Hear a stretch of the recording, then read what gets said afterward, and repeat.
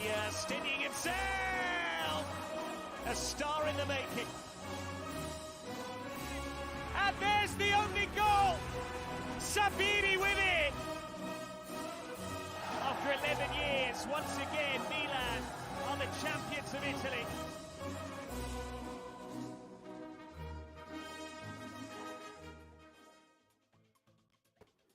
Ciao ragazzi, and welcome to another edition of Serie A Sitdown, World Football Index's podcast for your Calcio to go, and where Richard apparently wants all of our listeners naked, or at least those on the YouTube channel.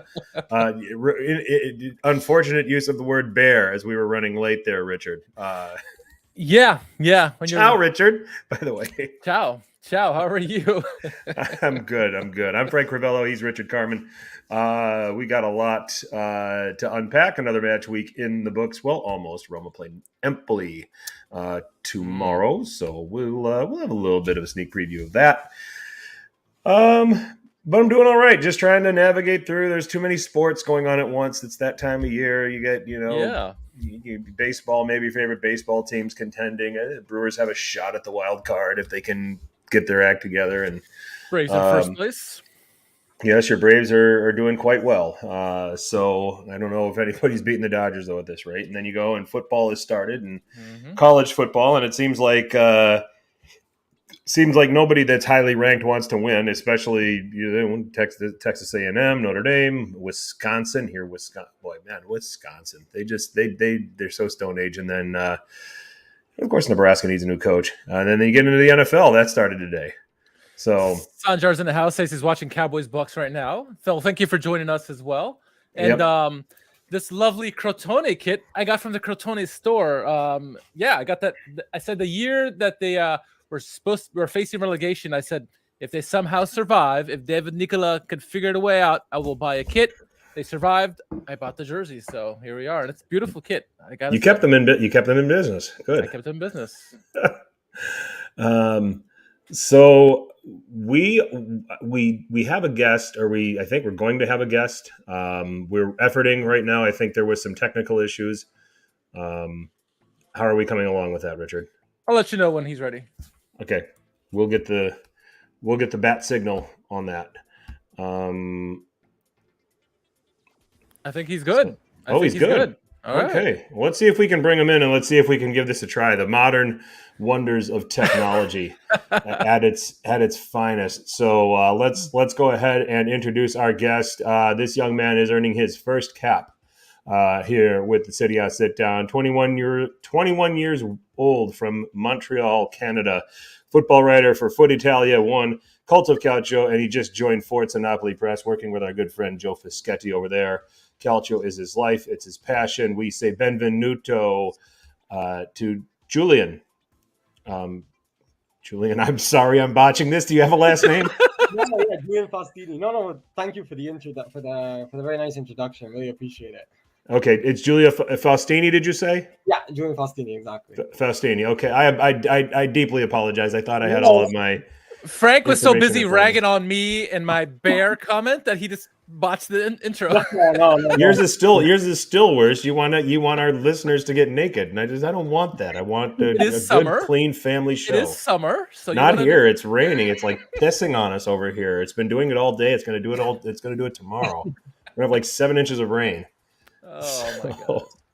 Julian, welcome to Serie A Sitdown. How are you? I'm fine. Thank you so much for having me. Looking forward to discussing this Serie A weekend with you guys. Well, before we get into that, why don't we give you the floor a little bit? Share with everybody how you're breaking through here into the Calcio streets, into the English-speaking Calcio streets especially, and how you got started, how it's going, and anything that you want to let our listeners know as far as where they can find you.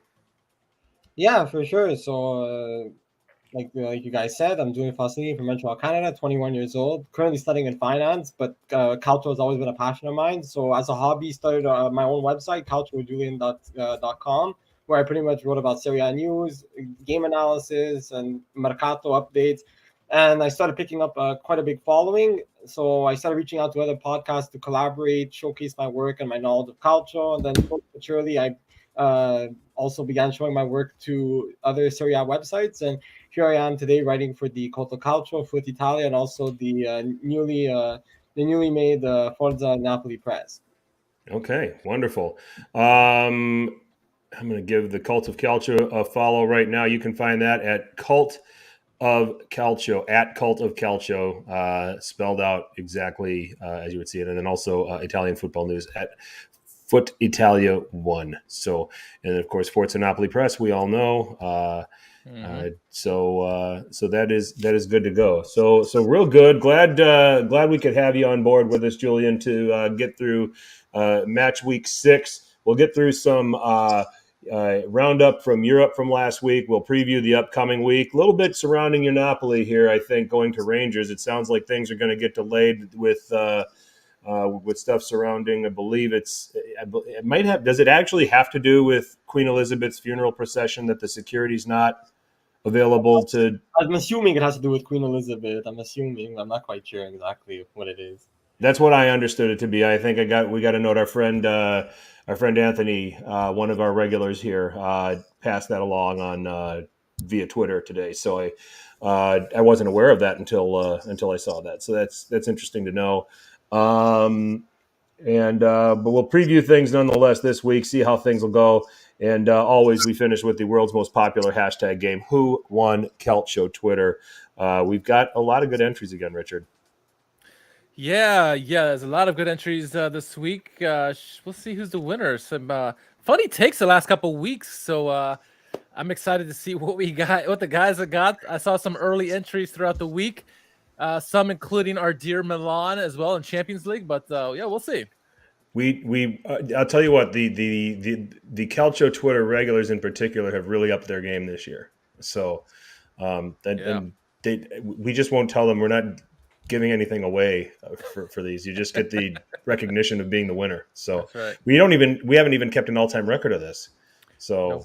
we used to, and then we just whatever. Yep. We shall do that now though. So we'll try to do that. So let's just dive into everything that happened on match week 6. Everything began on Saturday with Julian's Napoli side. You can't blame them for being a bit too hungover from that 4-1 win against Liverpool, taking on a Spezia side that basically was target practice all game. Napoli had 28 shots, 6 on target. The one that did go in came from Giacomo Raspadori in the 89th minute, assisted by Gianluca Gaetano. Spalletti tried to mix this up a little bit with a number of players that featured in the Liverpool game, trying to figure out who and what he could rest. But Napoli getting that win by 1-0. Again, 28 shots in that game for Napoli. Inter also needing late heroics through Marcelo Brozovic in the 89th, beating Torino 1-0. This game a little bit closer, and for the second straight match, and I'm including the Bayern game, there is goalkeeping heroics from Inter. Andre Onana basically kept Inter from losing 10-0 to Bayern. And now it's Samir Handanovic who comes up with 7 saves to preserve the win for Inter over Torino. And there were some great chances. How Nikola Vlasic didn't come out of this game with at least a brace, I won't know. Sampdoria 1, Milan 2, goal of the week candidate. The team effort that ultimately ended with Junior Messias finishing in the 6th minute. Rafael Leao would get sent off in the 47th minute. Big blow for Milan. He will miss the upcoming match against Napoli. Basically, second yellow from the attempted overhead kick. Missed the ball, got Ferrari's face. That's the risk you take when you go for something like that. And a sending off for Rafael Leao. Sampdoria take advantage. 10 minutes later, Filip Juricic heading in across from Tommaso Augello. And then it was a penalty, a corner kick, ever so slightly. I mean, this had to go to VAR. This is not something a referee is going to see in the run of play, but it does strike a hand of a Sampdoria defender. Olivier Giroud steps in, takes the penalty, 2-1. Crucial double save from Mike Maignan late in the match to help preserve the 3 points for the Rossoneri. So the three of the Champions League participants taking part Saturday, all getting wins. On Sunday, Atalanta against Cremonese. This one ending in a 1-1 draw. Atalanta out doubling up the visitors in shots, 14-7. The goals, however, it would be Meri Demiral in the 74th minute from Cup Miners, but just 4 minutes later, Emanuele Valeri leveling for Cremonese, a 1-1 draw there. Bologna against Fiorentina. Luca Vigiani taking over right now just as caretaker manager for Sinisa Mihailovic. He doesn't have the gig full-time. But Fiorentina now learning what it's like to have to play every 3 days, probably not liking it. Bologna coming away with the 2-1 win. It opened with Quarta scoring in the 54th minute. Musa Barrow would score 5 minutes later on a mistake. Boy, Igor Julio just had a bad day altogether.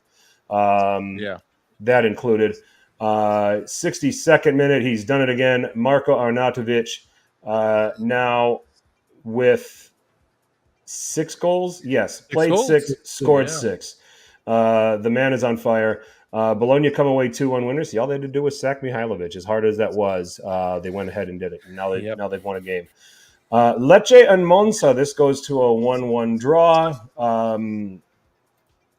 Nobody was there to see it. Somehow there was somebody had a camera.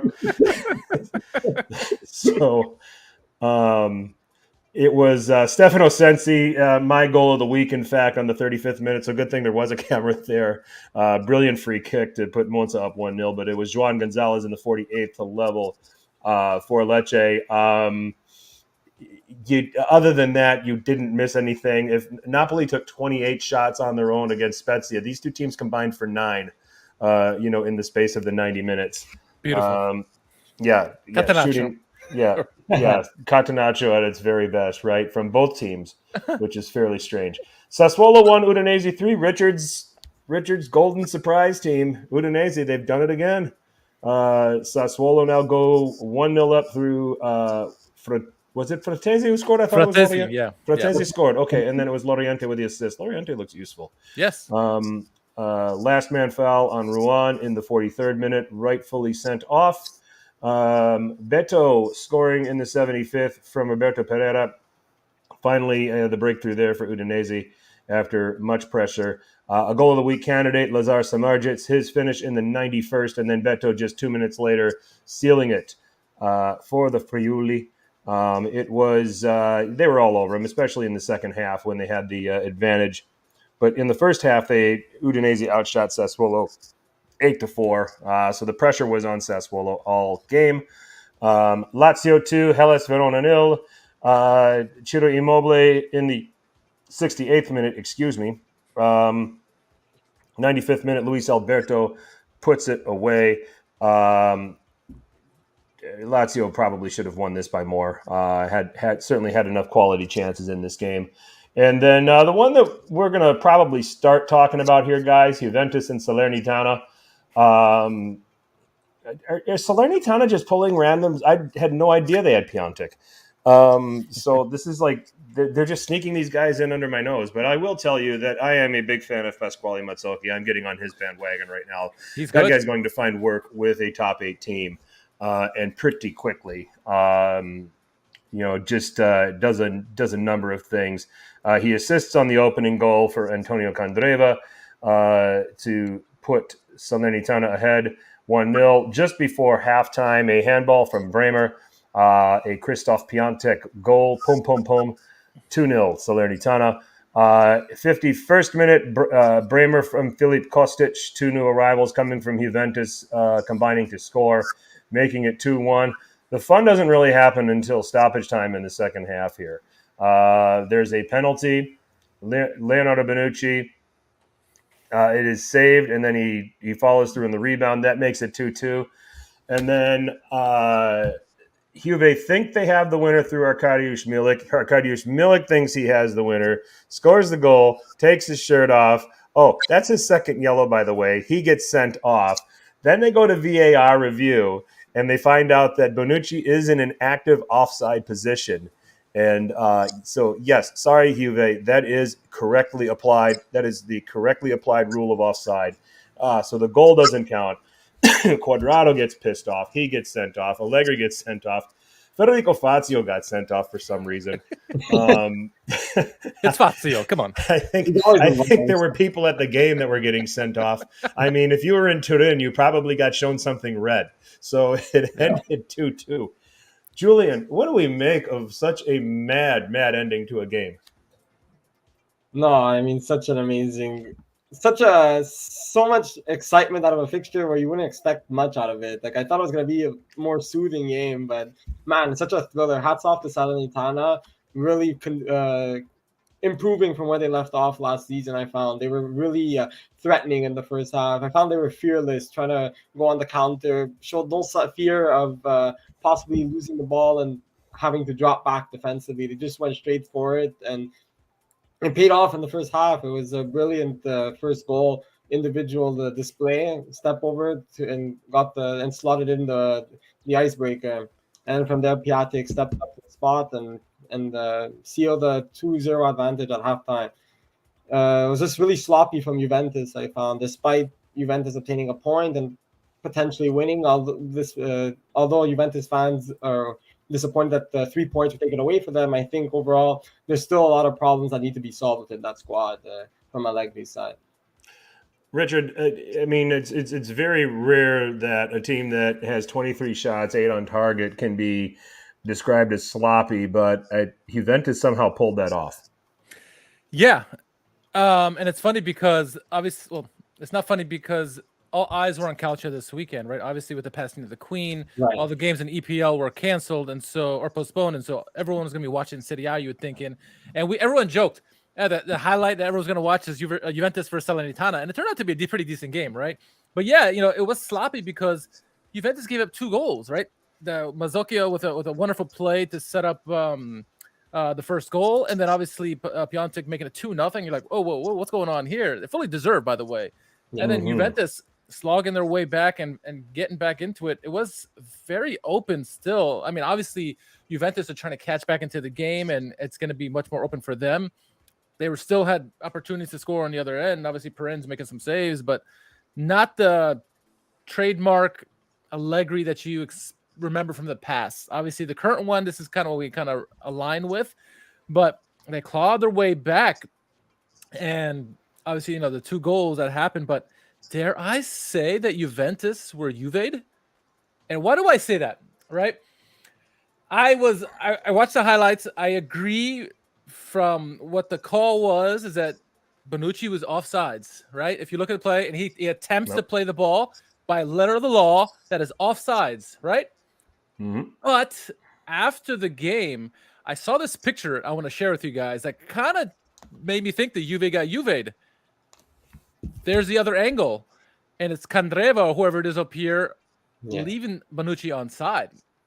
So I dare say that Juve got Juve'd. They didn't catch that because the only angle you saw is from the other side, and you're always looking at Bonucci from the back, and he's clearly offside based on that angle. But they never showed this angle. I don't know if it's true. This is what I saw online. But it would appear from this angle that the goal should have stayed. Yeah. Did somebody Photoshop that? I don't know. That is a lot of people were interesting. passing this around. I don't know if this is true or not. If true, Juve got Juve'd. But this stuff happens like this all the time. It's obviously infuriating if you're a Juventus fan, and the rivals will laugh and say, hey, whatever, who cares, right? But I mean, ultimately a good display for Calcio in the sense that you possibly had a huge upset right off the beginning, and then you knew Juventus was going to come back. I was chatting with my buddy Chris from Man of the Post podcast, and he's like, oh, should I watch the second half because it's 2-0? I'm like, you need to watch because something's going to happen in the end. And of course, Juve comes storming back and nearly won it. I mean, Milik with his shirt off gets a red card and thought he had the winner, and then with 4 reds, 4 goals. Unreal. This is like Boca versus River Plate or something. Yeah. You never expect this coming to Reds. Fuji's thinks that's a wavy line. It could be. Like I said, I didn't take it. I didn't take the picture. But if it was true, they got Juve. But from what I saw on TV, it was a correct call. Yeah. Okay, so not to try to go all conspiracy theory. Of course, the golden goose of Italian football can't lose at home to a team that should have been relegated at the end of last season. So, kind of a shame. So, I would say Moretti looks like a fantastic player. A fantastic player, agree. I'm gonna say. And I think Kostic, people were giving Kostic a lot of shit. And what he did to set up the goal. This is kids don't listen to you can say shit. I'll say it. Barely anybody listens to stuff. Shit. Kostic gets a lot of shit, but he did wonderful to avoid Cuadrado to set up that goal. The first goal of the game, or excuse me, the second goal. Okay, what goal was that? The first goal for Juventus that Bremer scored. Beautiful goal by Bremer. Yeah. So it was an interesting game all the way around. Good evening, Presidente. Good to have you with us. So. Julian, do you know our president of Milan Club Montreal? I mean, I don't know him personally, but I'm aware of the Milan Fan Club Montreal, yeah. Look at me asking like I think Montreal's this small town where everybody knows everybody.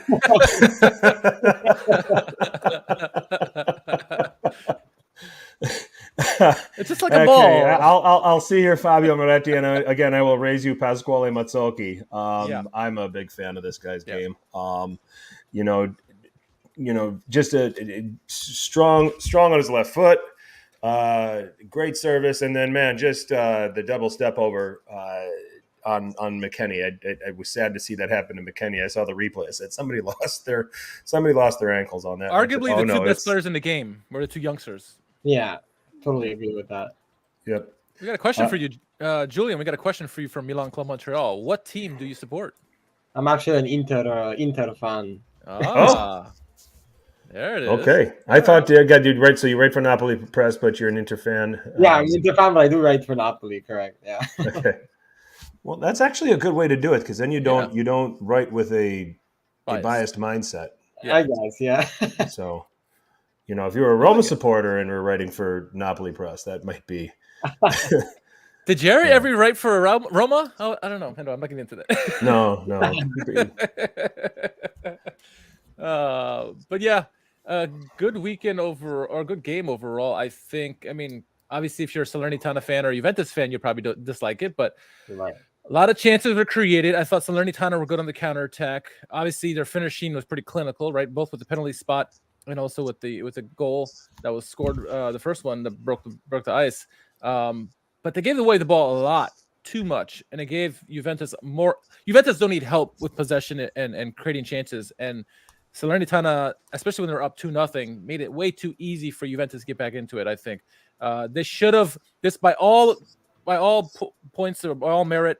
It's a blown defeat by Salernitana. They should have won this game up to 2-0. I don't care if it's Juventus. They should have won the game, and they didn't. And they panicked. They kept it open and came up to bite in the back. They're lucky they didn't lose 3 points. But again, very sloppy by them as well. Yeah. I got a question from Presidente. Will Allegri survive to eat the panettone? That's the running thing. That actually came from our friend Zio, who said, managers that don't make it to Christmas. This is our way of saying managers that get sacked before Christmas. Managers that won't be eating panettone, at least where they work, I guess. They could still have it. It's just, not from their bosses. Right. Not from, they're not going to eat it for free. They're going to have to go out and buy it.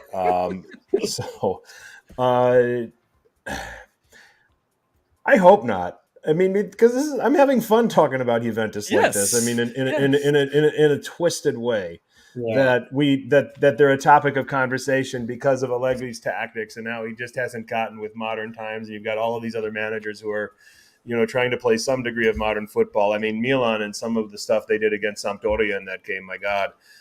Napoli, Inter to a degree, although Inter's, more of probably better as a counterattacking side, and they make it look good. They're in that role, and you got Juventus, and you're just kind of like, I mean, that Fiorentina game still sticks out like a sore thumb. They score early, and it's like there's no interest in attacking. It's like everything is go out of your way to try to secure a 1-0 win, and it's just like this is stuff that was going on decades ago. Yeah. So it kind of gets a little bit frustrating to watch. I've seen what to Anthony's point. I think I saw Bonetti talk about it on Twitter. I think that Juve are locked in with Allegri until 2025, and the buyout is certainly not going to be very friendly to them. And yes, that certain German manager is now being talked about among Juve Twitter. At least some of the Tedesco? No, I'm just some kidding. of the things I've seen. No, Tedesco, Thomas Tuchel. But Tedesco right now would be better than Allegri. Yeah. So let's just, maybe we can just kind of offer some theories. If it's probably not going to happen. It's probably going to be a pipe dream. And Tuchel's probably just going to wait till something opens up in Germany and he coaches at home. But if Agnelli somehow came up with whatever money he could come up with to say, okay, here, Allegri, we're giving you this much money to never coach my team again, and yet have the money to be able to sign on a Thomas Tuchel. That's going to be that, and that's the complication with all of this. I mean, they can't afford him. But can Tuchel win with this existing Juve squad? Julian, I'll start with you. With the way he plays. I think so. I think it's a bit more offensive minded compared to Allegri's style of play. I find Allegri, after one goal, he sits back, whereas Tuchel, although they're both defensive minded coaches, I feel like there's more of a grit. It's more of a grit to his side. It's a bit more concrete, I find. And he really goes towards goal within the final third. Richard, your take. Yeah, I mean, I think he could succeed because obviously the attacking talent at Juventus is very good, right? Especially if you have a healthy Di Maria, when Chiesa comes back as well. Obviously, Moretti looks like he's a gem, obviously.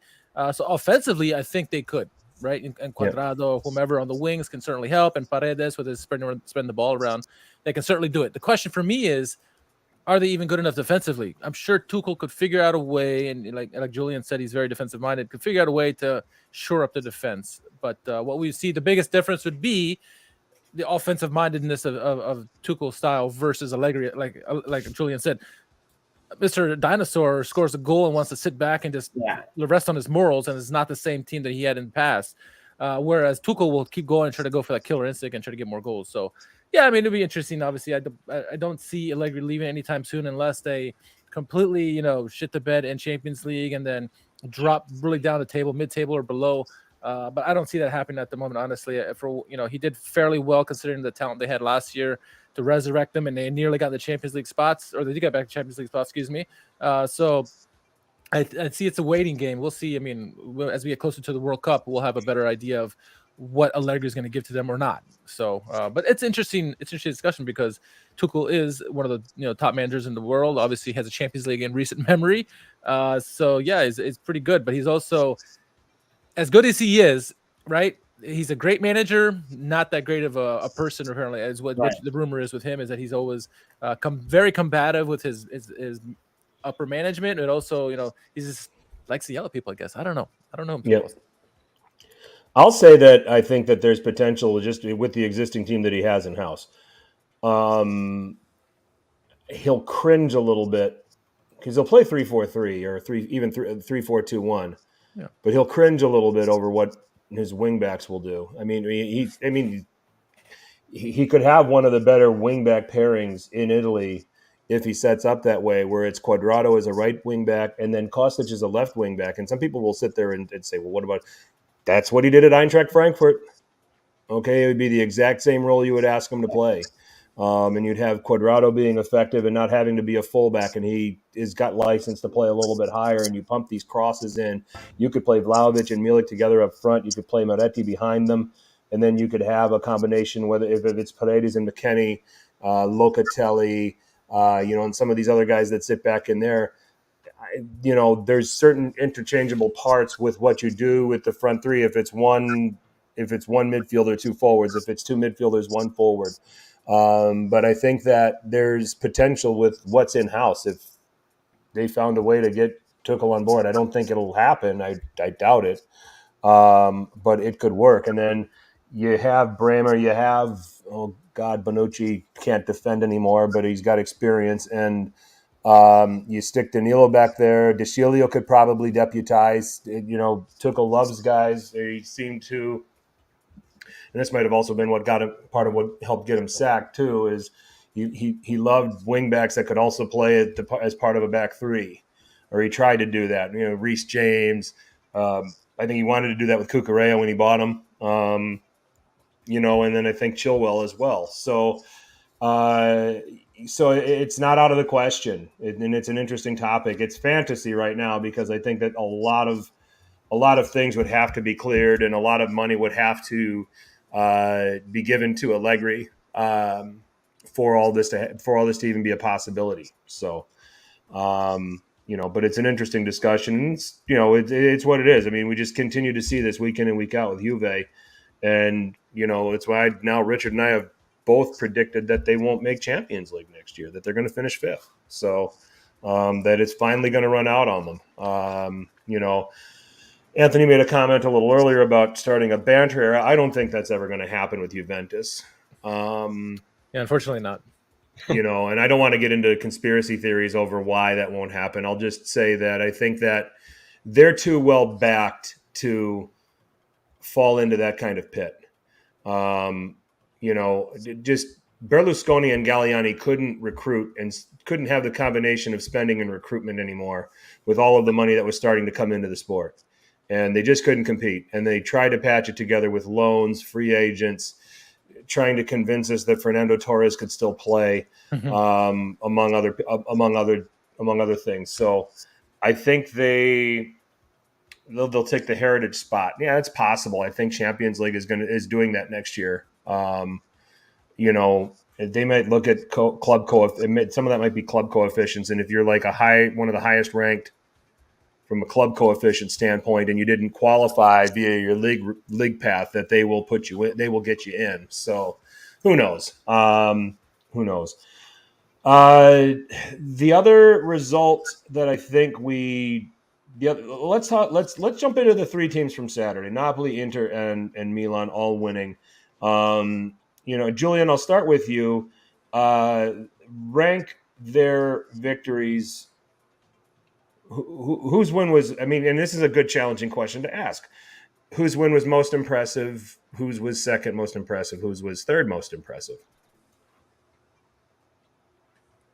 Julian. Oh, it's tough. It's tough because I think it is impressive that Milan won 2-1, being a man down. But I think Napoli's overall play was better. So I'm gonna go with Napoli, Milan, then Inter last. Okay, Richard, how about you?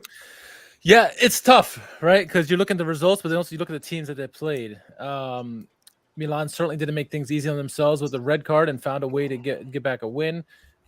Inter played a very tough Torino squad that everyone's finding out that they're a lot harder than they originally thought. People thought.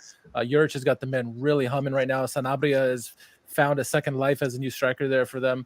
And the Napoli Spezia. I'm actually going to put, based on who they played and the situation, I'm putting Napoli third.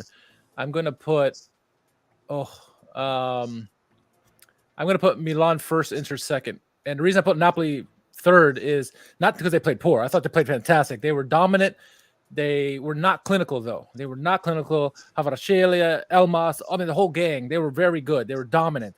Probably a little bit more turnovers than they wanted, but regardless, they weren't clinical enough, and they should have won 10-0. I mean, as many chances as they had, they should have blown Spezia out the water. It wasn't even close. Torino and Inter, that was just going to be a tough game. We knew it was going to be a tough game. Inter struggled all game long. Torino were catching them on the counterattacks. It's funny because Inter play the counterattack style, but they kept making so many mistakes.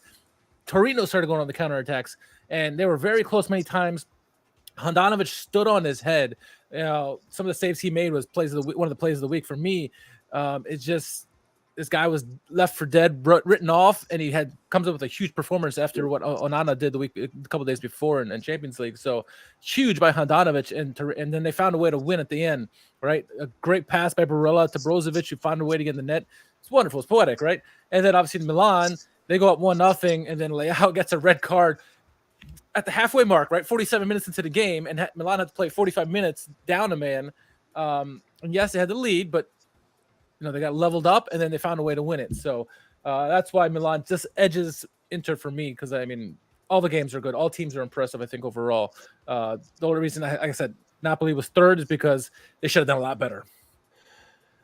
I'm going to go with Inter as the most impressive, largely because of who they played, and with it being Torino. Torino should have gotten something out of this game. So for Inter to find a way to win, I mean, and that's let's be honest. I mean, part of building title-winning campaigns is when it's not going well for you, or if it is going well for you, or if you're just misfiring like crazy, to just find the one that wins you the game. And Inter did that, and just coming off of just being second best for 90 straight minutes against Bayern, coming off losing the derby, to rebound and win this game against the Game Torino team, a team that's going to give everybody a hard time this season. We've talked excessively about Juric's talent as a manager and what he gets out of his teams. I think that Inter certainly was the most impressive. I'll put Napoli a close second, and I'll put Milan a close third, and I'll give you my reasons. Napoli, just coming off this famous win over Liverpool, okay, and then prior to that, a come-from-behind win against Lazio. It's very, very easy, to go into this Spezia game and brush them aside, knowing that you've got a Champions League game coming up at midweek, and they never performed that way. And this is, Napoli is one of those teams that I've kind of lumped in the category with, Roma, Inter at times. And what was the common thread to all three of those teams? Spalletti, when he was at Roma, when he was at Inter, and you would see under Spalletti, there would be these mentality lapses. There would be this, all of a sudden, something just went sideways after everything had been going so great. And that didn't happen here. They banded together. They should have won by way more than they did. Spezia is lucky to be out of there, only losing 1-0. And they came up with the resources to win that game. Milan shouldn't be giving up. That defense should not be giving up goals to Sampdoria. Okay, and I don't care if they're a man, even if they're a man down. And Juricic, how tall is he? He's a little shit, isn't he? I don't think he's that little. He's not. I guess he's okay. Okay height. I don't know. 5'9". He's 5'9", Richard. He's a little shit. A 5'9" little shit scored with his head against Milan on Sampdoria. It's a good header. I mean, it was a very impressive header. You got to. Yeah, it was. It was a good header. I'll give it to him. But you have, Bartolomeo is saying that Sam's goal is offside. There's some conversation about that. And when I looked at the replay, I kind of did a little head tilt to say, is he? He might be. But they let it stand. So we've got to work with the information that we have, unfortunately. But that's one thing. Even with a man down. Leao going for the spectacular. I'm on the fence. It's hard to blame him. If you think you got it, you do it. But when you're on a yellow and that's a big risk. Did you hear Christina Uncle's commentary on why that was a penalty? I thought it was spot on. I think it was great to hear from referee's point of view. Oh, for the Giroud goal. No, for the Leao second red or the yellow. Oh, for the second yellow. Yeah, go ahead. Because referee's always going to give contact to the head a yellow. It wasn't necessarily a red, but he was already on a yellow, and you can't not give him a yellow. You have to. It's contact to the head. He's clearly bleeding. They had to give him a yellow, and it's unfortunate. And like you said, it's one of those plays. And I agree with Grello on the telecast. You're saying like the forward's going to go for that. He's not even looking at it. There's no intention there, but unfortunately, contact to the head, it's got to be yellow. Unfortunately, I agree, and it's you've seen sometimes guys going for bicycles and are able to pull out of it just at the last second to cause big harm, and Leao didn't, and it's because he probably didn't see the guy. But yeah, it's hard overall, and you hate now. Leao is out for the game against Havaradona and Napoli, so big loss for Milan there. But is that a game awareness issue that falls on Leao? You're on a yellow. You have This is probably something that you shouldn't try. You have to risk. There's always going to be a risk, and you're taking those shots because it's a risk. But you have to be aware of your surroundings. You have to be because of the situation that happened. Yeah, Julian, what do you think? Yeah, no, definitely have to be aware of your surroundings, but also it's important to keep in mind of whether or not you're on a yellow or not, especially in their circumstances. Leal's on a yellow; they have a very important game. Yeah. So there's so many factors that come to mind, but when it's happening so fast, the game it's easy to lose track of all that, and it's easy to forget about all that because it's occurring so quick. Yeah. What do you guys think of the De Ketelaere goal? Not counting, I didn't have a problem with it. It was offsides. Yeah. As Matteo Bonetti says, by armpit hairs, right? It was Giroud was offside. Yeah. At first I thought it was De Ketelaere, and I was like, he's not offside, but it was Giroud, and I think it was the correct call. As much as I hate it, because I wanted to see him get his first goal, but I don't know, Julian, what do you thought? Yeah, no, I was definitely happy that he was going to get his first goal. He's a very exciting player, such a promising star who joined the Serie A. So I was really looking forward to him scoring his first goal. But yeah, Giroud was offside, unfortunately. I think it was the right call. Yep. Okay. Let me just look at what I wanted to bring up as the next talking point here, fellas. Well, let's talk about Udinese. That's what I was going to just bring up. Udinese. Richard's second favorite team now. I don't know about that, but it's better than Juventus, I guess. Sure. Let's just have a look. Hold on a second here. What the hell was I doing? I didn't want to look at that. I want to look at this. Okay. Yeah, this is pretty impressive here from Udinese. I mean, and it's not like they're playing all bottom relegation strugglers. They're 4-1-1. They lose the opening game against Milan. They were damn competitive in that game, by the way. And then they've gone on a 5-match unbeaten run here. I size up Udinese's prospects here. I mean, are they a threat to the top 8? Can we say that?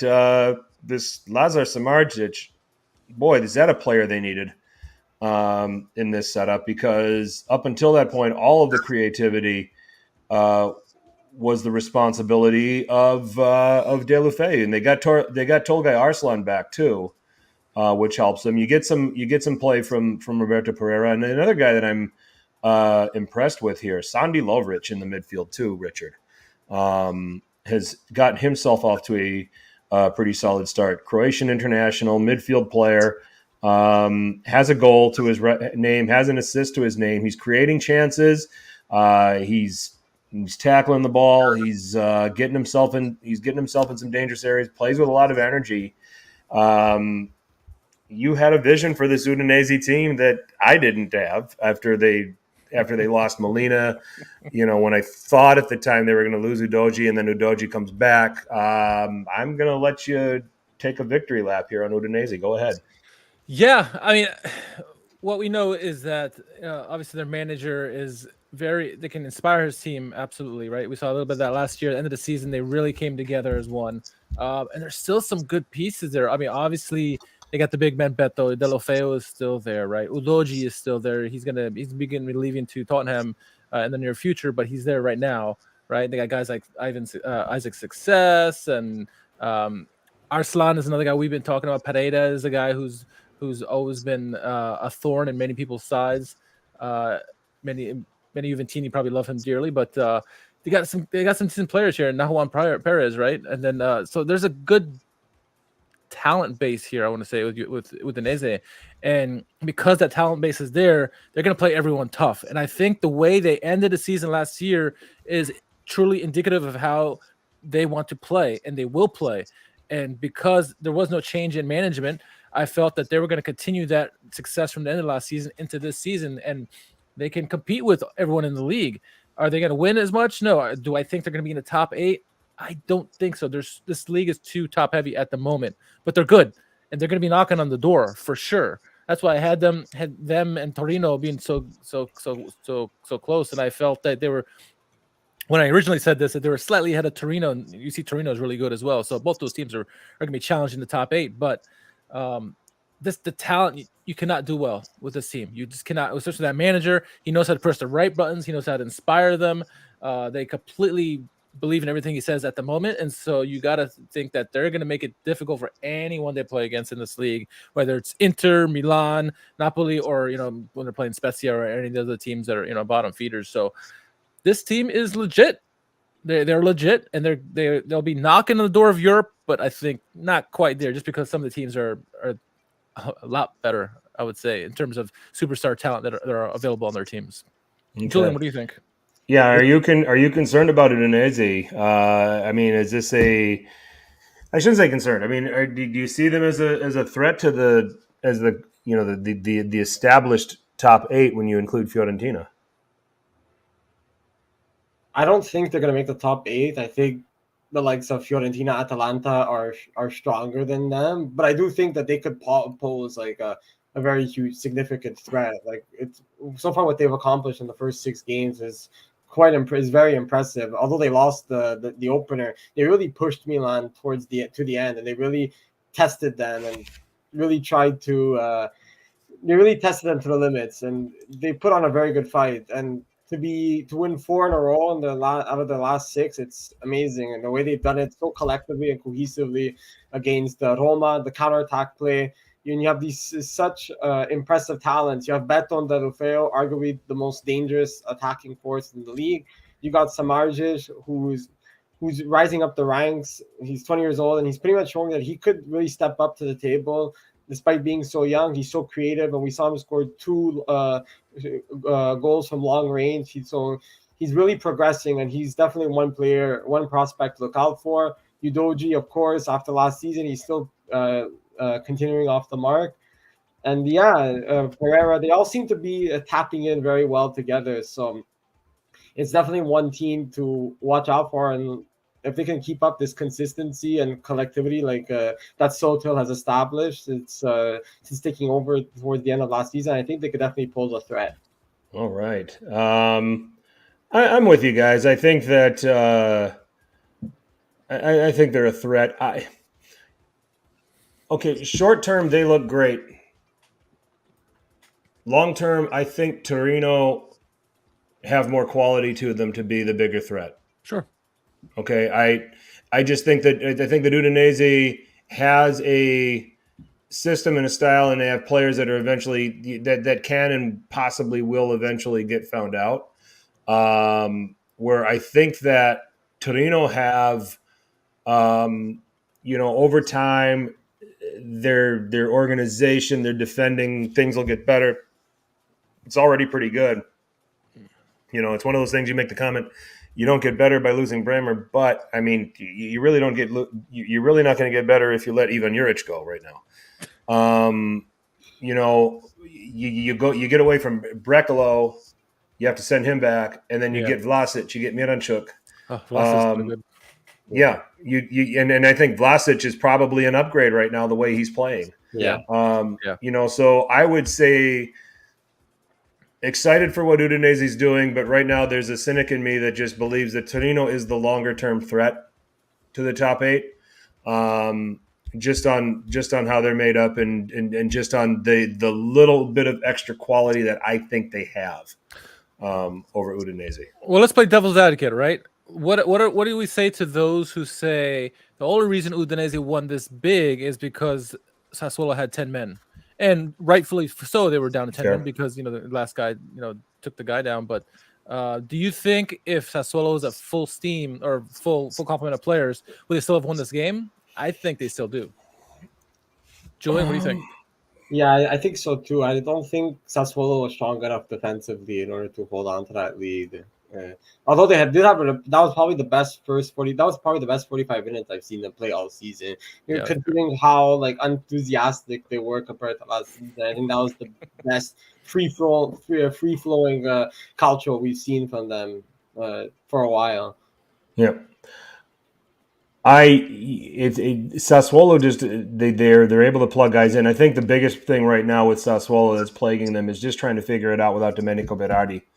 I think that teams have a little less respect for Sassuolo without him out there. And now Armand Loriente comes in and impresses. Yeah.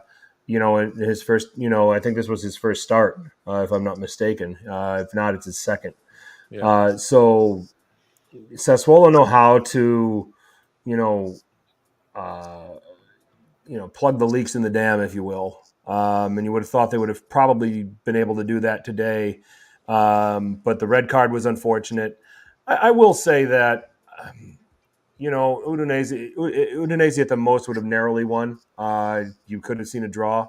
You could have seen a 2-2. Wouldn't have been out of the question the way that Sassuolo were playing, to your point, Julian. So, but we'll see. I mean, I think that Udinese would have certainly gotten something out of it. A narrow win at the most if Sassuolo was even strength the whole game. Draw would not have been out of the question either. So, the red card, let's just face it. I mean, it killed the game. So, let's finish with Lazio and with Fiorentina. Two teams that are playing in Europe, two teams that had wide ranges of opposite ends of the spectrum as far as success goes over the last few days. Fiorentina, I don't know how many more times they played Riga, and I don't know how many more times they could. I think they had like 10 shots on Riga before the game even started. Seriously, and to come out of there with a draw, is and now to pick yourselves up, and you're going to play a Bologna team that now has to, that's getting a little bit revitalized. Mihailovic is out, new interim coach coming in. A little bit different ideas, maybe a little bit inspiration to play.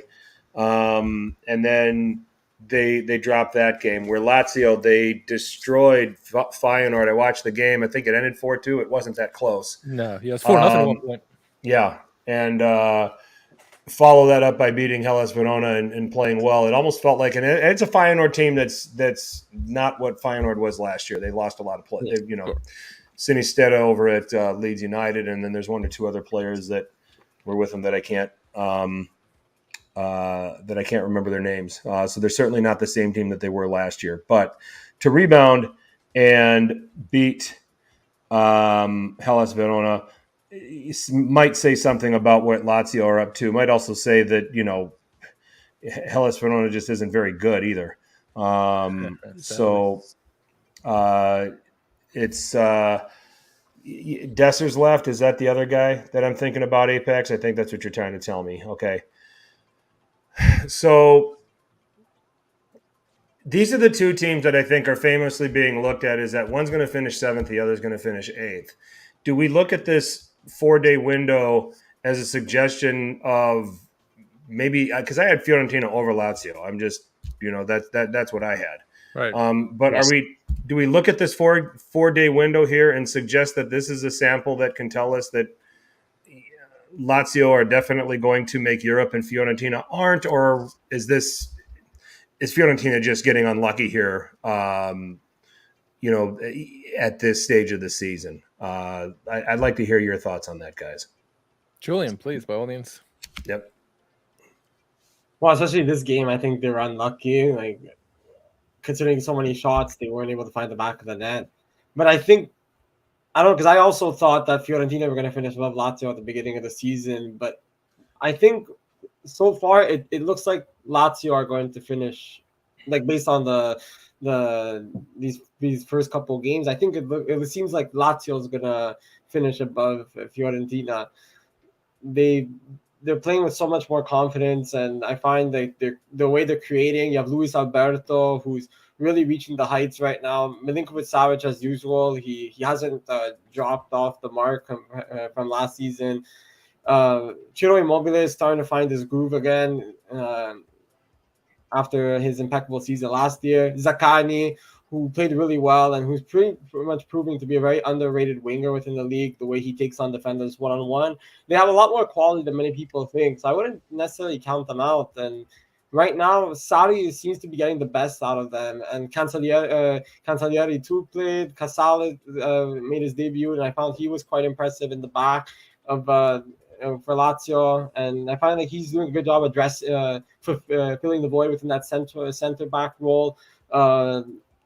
a position where Lazio struggled with last season, and it was hard for them to defend and hold on to leads at times. So it was one position that they needed to address, and I think Casale is proving that he could be that top dog to fill that role.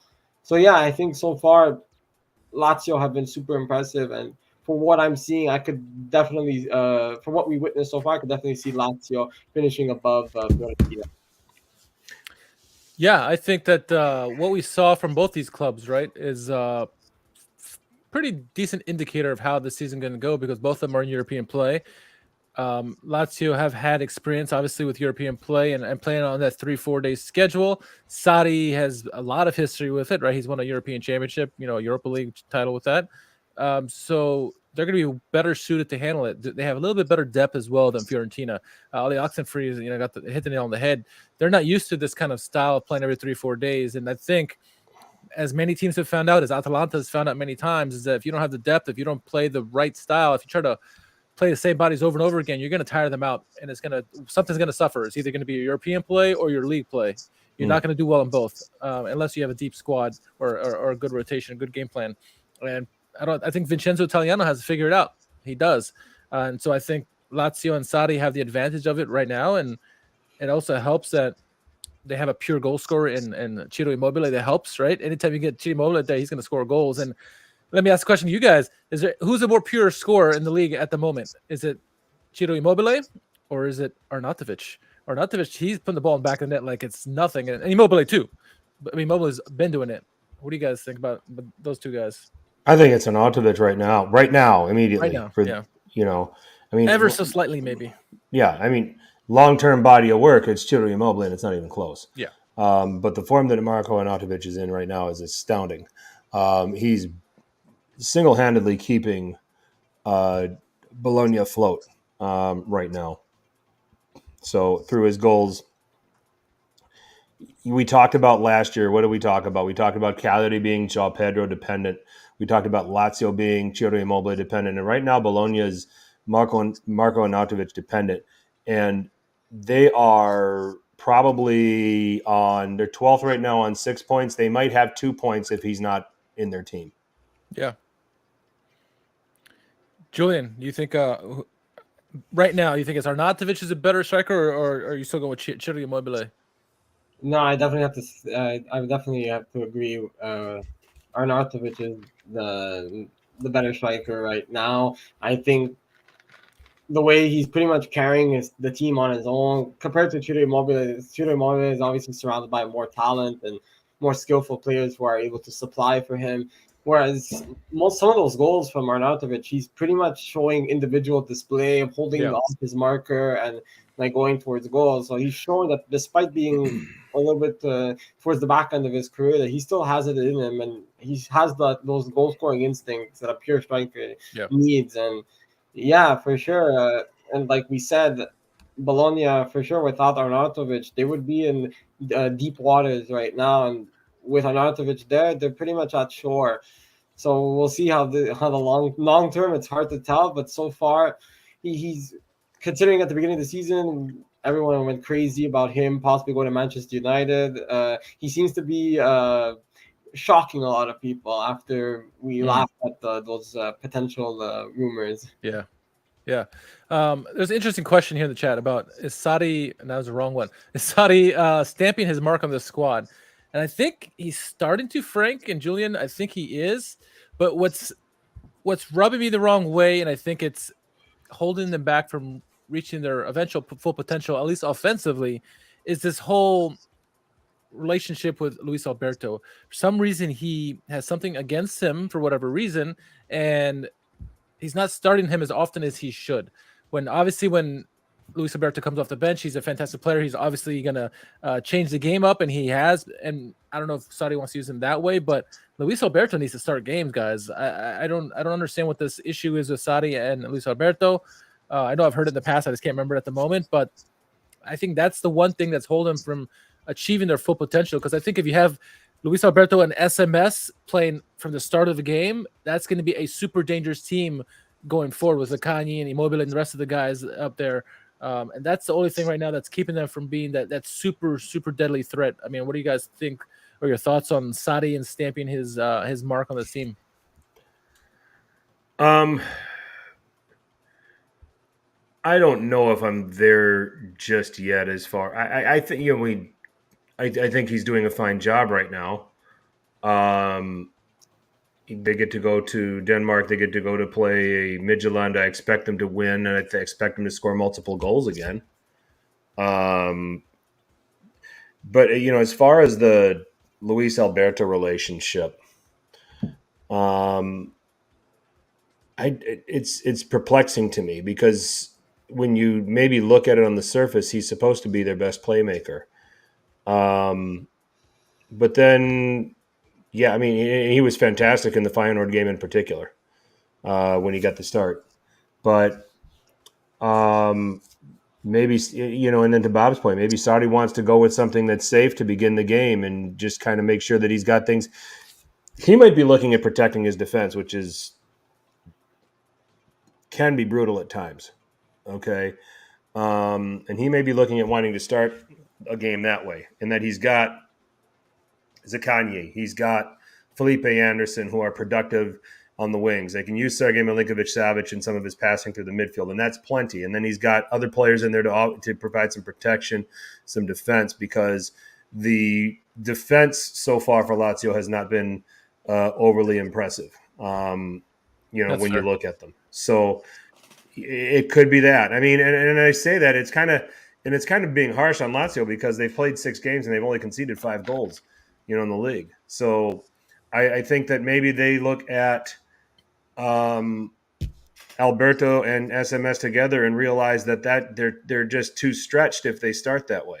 So yeah. And that they take their chances after that. That would be the theory that I would have towards it. So, but Sarri seems to have this under control right now with just wanting to go with, Luis Alberto being a bit of a super sub here, in league matches and not playing him from the start.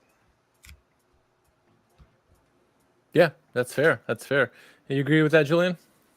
Yeah, no, I definitely would love to see Luis Alberto and Milinkovic-Savic start together. Like, I think that would be such a crazy midfield to see right from the start.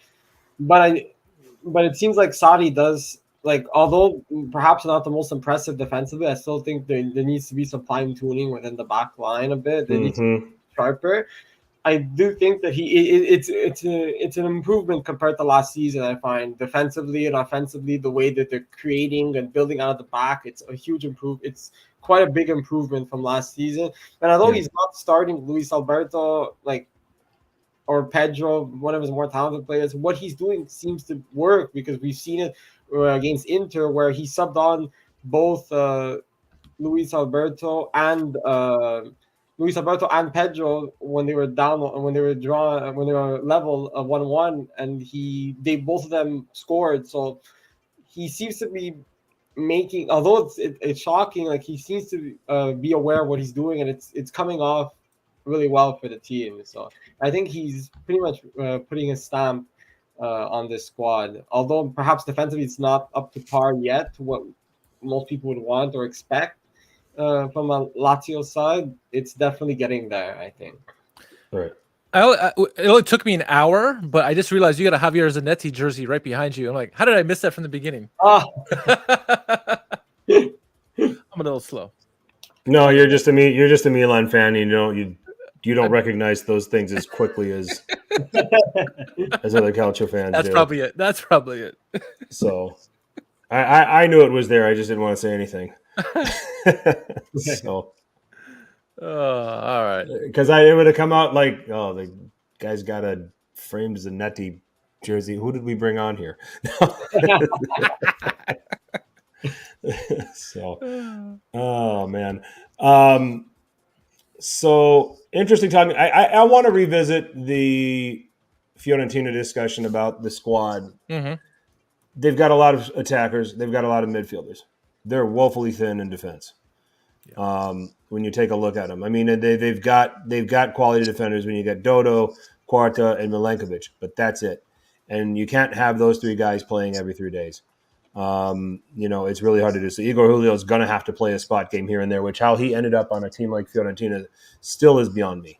Terzic it's not working. Yeah.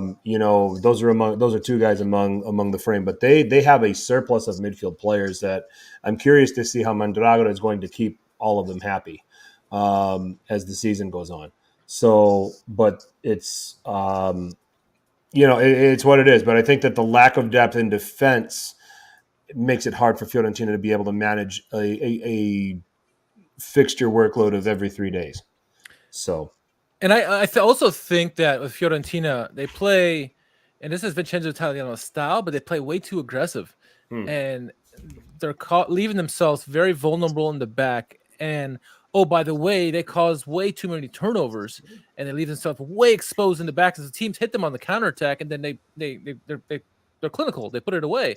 And so Vincenzo Italiano's got to find a way to balance that, right? Yes, you have attacking talent on your team. You want to take advantage of it, but you can't leave your defense exposed like you have been. And when those counterattacacks happen, you need to find a better game plan to manage that counterattack, because it's going to have to play a high line, play aggressive, but maybe you got to tone down. So, and they have lots of possession, obviously, but they need to tone down maybe some of their super aggressive passing and or at least try to have one of the backdoor guys, whether it's a right back or the right winger, to drop back. And Bonaventura used to do that at Milan back in the day, right? Help out defensively. Maybe they need to do that a little bit more, because they're way too exposed. And then obviously teams like Bologna are going to get those goals. Those 2 goals pretty much happen on counterattacks, and so that's one of the big flaws for me. I see that under Fiorentina and Vincenzo Italiano. Yeah, and that's where I think it might kind of hamstring them, as we go on. I mean, at some point, you're going to have to look at this and say, well, do you want to get back into a decent European place? I mean, you need to take what you did last season and back it up, follow it up with a similar, maybe even better result to show that this project is on the move and they are a threat. And you might have to sacrifice the Conference League to do that. How important is that sure, it was great to have the atmosphere at the Artemio Franchi on Thursday night for a European match. Okay. But at what cost do you want to do this? And I think that that's something that they're going to have to consider. So this is a good way to cover match week 6, I think. Yeah. It's nice to have a guest, though, to help us break it down. So always great. So we get tired just hearing our voices over and over again. Yep. We do have Empoli hosting Roma tomorrow. Roma's kind of this is kind of a find yourself kind of situation for Roma. Sink or swim. Yeah. I mean, coming off of the heavy loss to Udinese and then losing at Ludogorets on Thursday in the Europa League to open things up there, you almost feel like that.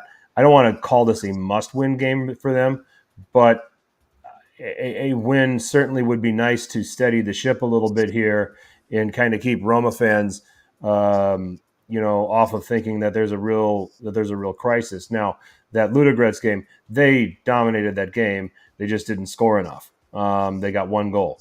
So that's the theme for the season so far, isn't it? Yeah, it is. It is. They get all of these chances and they just can't score enough.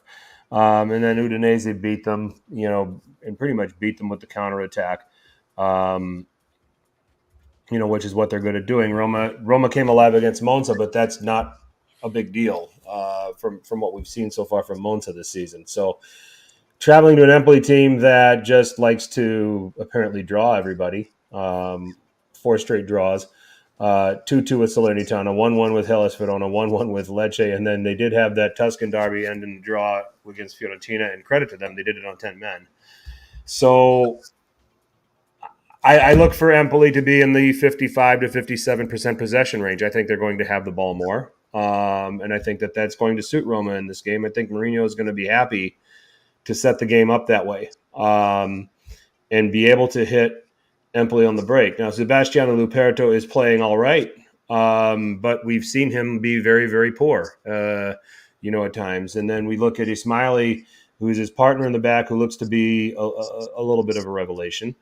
But then you've got playmakers in this Empoli team that like to keep the ball. Piazza is going to start. It's Stojanovic from the right-hand side as a fullback can come forward and provide service. Haas is decent. Bondinelli's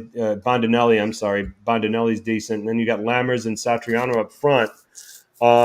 Enough to put some pressure on this Roma team and enough to want the ball, which will set Roma up for the counter. And I think that's how this game goes. I think Roma win it 2-1. I'm going to go 2-1. I think that Empoli will get one here. But I think that Roma right the ship. It's going to be uncomfortable at times for Romanisti, but in the end, they're going to get 3 points and get back on track. Julian, your thoughts on tomorrow's game? Yeah, no, I definitely think it's going to be an exciting game. Although Empoli is struggling like a little bit compared to last season, I found last year they were a bit more dominant, and some of those games where they drew within the first couple of games, like they would have won last season. I found they were more efficient attacking wise, but they still have quite a few fundamental pieces. Bayrami, who's very impressive, Henderson on the wing, so like it's still a fun side to watch. But I do think that Roma are going to win, especially like knowing Mourinho, the type of character he is. Like usually when it's those make or break moments, he usually seems to rise to the occasion. So I think a 2-1 Roma victory is fair. I think it's a fair prediction. All right, Richard, are you on board with that, or do you have a different prediction? No, I think I'm agreeing with both you guys. I think I fully expect Roma to win. I also fully expect Empoli to score a goal, right? They seem to always find a goal when they need to, whether it's Sam Lammers or be Henderson coming from the midfield.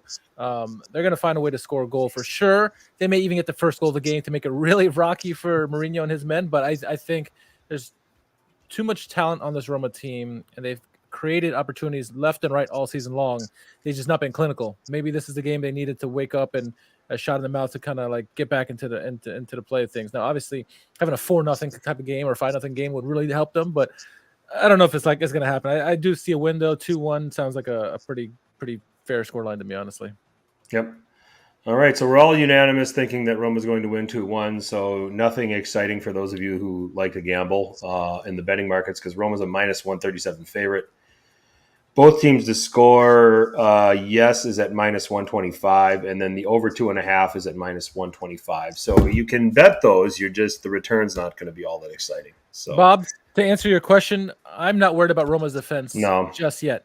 Now, Silic needs to play more than Karsdorp for sure, but I'm not worried just yet. Like, talk to me in 10 more games and maybe I have a change of opinion. But at the moment, I'm okay with their defense.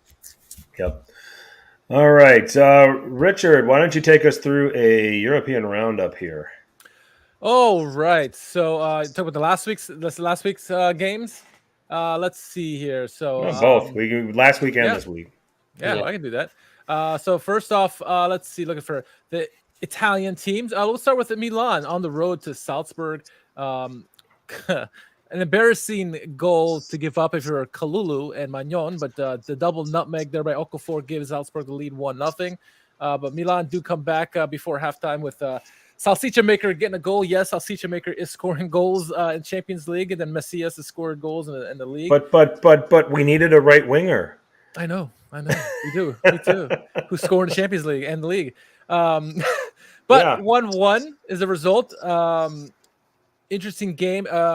Salzburg are who we thought they were, right? To quote some of the NFL guys. They're a good team. They're going to be tough. They're especially at home. They're tough. And Milan found out that they were hard, right? And so a good game for Salzburg. And this one, 1-1 was a draw. And the share point, I think it's a fair result for both teams. Moving on to, Juventus. Some people are predicting this game to be, 7-0, 10-0, for PSG. It started out that way, right? Some guy I never heard of, Kylian Mbappe or something, 2 goals right away. And you're thinking, oh, here we go. But I'm slightly familiar with his work. Apparently he's French or something, right? But the second half, a little bit better from Juventus. They get the goal, make it 2-1, and made it somewhat competitive, right? It could have been a lot worse, obviously. The goal helps it. But 2-1 could have been a lot worse. And you know what's bad at Juve when Juve Twitter are actually celebrating this. They're celebrating a defeat. Like they're basically collectively got on there and said, we didn't suck that bad. Yeah. Well, speaking of celebrating defeats, sorry, Julian, Inter hosting Bayern, and another game that people thought maybe this could have been a blown out, right? And, this is a funny game because, yes, Bayern are good, but Inter seem to rise to the occasion sometimes on these kind of situations. Bayern were very possessive, I guess, had a lot of the ball, scored a couple goals. Feisty game at the end of it. But 2 goals for them, 2-0 with the win. Lots of love, I guess, between Kimmich and Lautaro towards the end there. But it's going to be a good second leg, I think, when we get to that point later in the Matchday 6 it is, or whatever it is. But 2-0 Inter lose at home in this one. And then to round out the games that were played, Napoli hosting Liverpool. Game could have gone either way, but it was only going to end one way. This way it showed up. The Stadio Maradona was on fire. There's probably nothing better than hearing those fans cheering, the champions during the Champions League's anthem there. And they completely blew Liverpool out of the water. Went up 3-0. Liverpool got a goal back, and then Napoli scored immediately back. I mean, it could have been like a 10-0 game, 10-1 game, really. Napoli were that good. Kvaratskhelia, as advertised, right? Embarrassed Gomez, embarrassed Trent Alexander-Arnold. Fantastic performance all the way around. Kim did very well. Osimhen did well. Simeone did well, coming off in a relief appearance late in this first half. So 4-1, Napoli destroy Liverpool. I said there'd be 5 goals in that game. Yeah. I predicted 3-2 to Napoli. I don't know if the most diehard Napoli fan would have said they would have scored 4 goals and whooped Liverpool as bad as they did. What a performance there. Anything from these games that you guys want to talk about? Julian, I'll start with you. I think it's fair to say Napoli were super impressive. The way they were attacked from the very first, right from the whistle, they just went forward, and the Liverpool was not able to contain them, which led to the first penalty shot, which led to the first penalty shot, and then eventually Osimhen beating Van Dijk on the break and causing a second penalty shot. Although it was missed, they seemed to capitalize again later on. Anguissa, I really enjoyed that Napoli midfield. Both Anguissa and Lobotka were impeccable. Anguissa was dynamic. Lobotka, his switch of play, his technical ability, it was just on full display. And for Kvaratskhelia, it's as if whenever he plays, it's as if he's just an artist on the canvas. Everything he wants to, everything he puts on that canvas, he just executes it to perfection. He's like a little kid playing in the park. It's such a joy to watch him play. He's just so creative and so strong technically. It's as if nobody could stop him. He's just in his own world right now.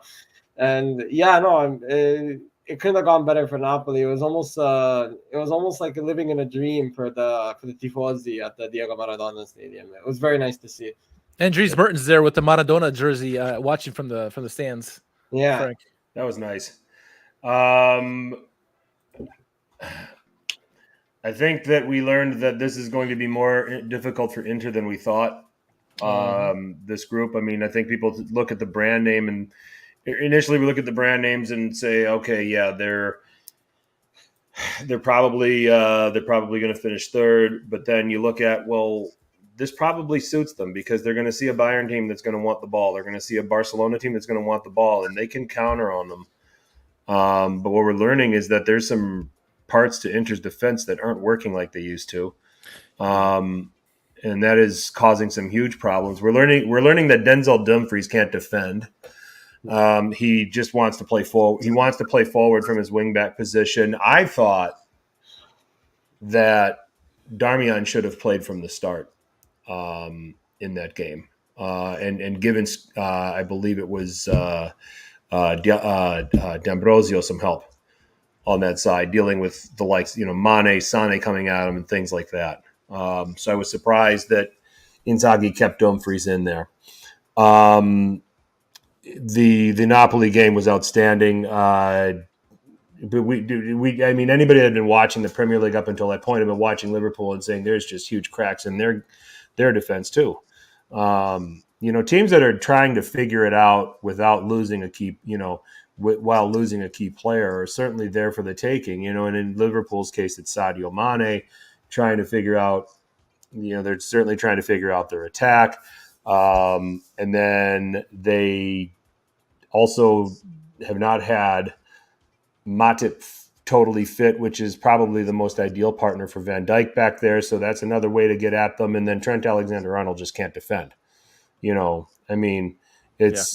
think I said it. I said basically just gawking over the man's ability to cross and shoot and all that other stuff, just polishing the turd. I said the guy can't defend. Just go look at the Champions League final. Where did the goal come? Where did the goal end up being finished? It ended up being finished behind TAA. He lost sight of Vinny, and Vinny scored. Yeah. Okay, so I thought there would be a great opportunity for Kvaratskhelia to come out, have a coming out party in this game. He had an assist. This ended up being a Piotr Zielinski game, who I still think is the big reason behind Napoli's. Kvara's outstanding. No, don't get me wrong. I think he's excellent. But I think once Fabian Ruiz left, this was Zielinski's midfield. And he's taken it. And I think that, and I'm going to keep banging the drum for him because everybody's all on the Kvara train. And you should be. Absolutely. But, man, Zielinski has under the radar stepped up big time for this Napoli side, and no one's talking about it because of the guy to his left, and maybe the guy behind him, Kim. They're all excited about those guys. You got a guy there in house that you've had there, and all of a sudden he's balling out for you. You better start talking about him too. So it's just where I feel about it. Milan, any away point's a good point. It is. Even Salzburg, tricky place to play, tricky opponent to play, coming off a derby. If you can get one, find a way to get one, set yourself up. This still comes down. I still feel this comes down to Milan and Chelsea because I'm going to, Zagreb is also a very horrible place to try and go and get a result, and Chelsea learned that the hard way. They also stopped playing for their coach too. That didn't help. And then Juve, that's about as good as you can ask for against a team like PSG, who's going to be one of the favorites for this. To go and give a somewhat decent account of yourself, be in a position to give you a chance to steal a point from Paris.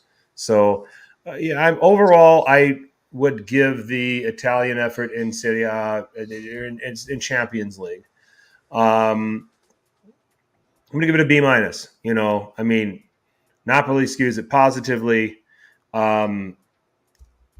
Sorry, Julian, Inter skews it negatively. And then I think that Milan and Juventus were probably about what you would have expected from them.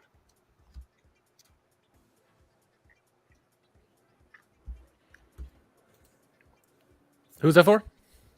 The overall grade for Serie A in the Champions League last week, a B-.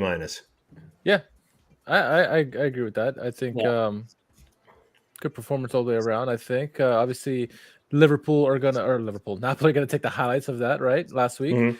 But what we're going to see is there's some teams in the groups for all the teams that they're going to have to wake up, right? Benfica's no slouch. And some of these other teams, Barca seem to be maybe with Lewandowski, a rejuvenation there, right? With a hat trick he had. So there's going to be some teams that are going to be surprises here. And then looking at the games coming up, match day 2, Inter travel to Victoria Pleasant, right? Where else we got? We got where's these games? Napoli going to Rangers. No away fans allowed at that game. We talked about that. Milan hosting Dinamo Zagreb, and then Juventus hosting Benfica. So it's some interesting games in that second leg. I think obviously the Benfica match is going to be very difficult. I think for Juventus. The Milan game shouldn't be as difficult because they're at home against the Zagreb, but going to Victoria Pleasant for Inter, it'll be interesting as well, right? Going to the road, it's never easy to go to Eastern European country and face those fans who are so passionate for the game, and they feel like they're right on top of you. So some good games here for these Champions League teams here for Italians. Yep, I think that Milan beat Zagreb. Zagreb have some players that possess some skill. Mislav Orsic is certainly going to be the guy you're going to have to keep an eye on. not just because he scored against Chelsea. I mean, he's got a variety of skill in his locker. He not only can finish in those particular situations, but he can cross. He's good on the dead ball. He's useful. Petkovic up front is a veteran striker. He's not as mobile. Somebody that I think the center back pairing of Milan should be able to keep in check. And then the kid that I would like to see Zagreb run out, I would like to see Baturina play. Their number 10. He's kind of being hailed by some as a future Luka Modric. Very technical. I saw him in the qualifying. I think it was at Bodo Glimt. I think they played. Liked what I saw. Just technical.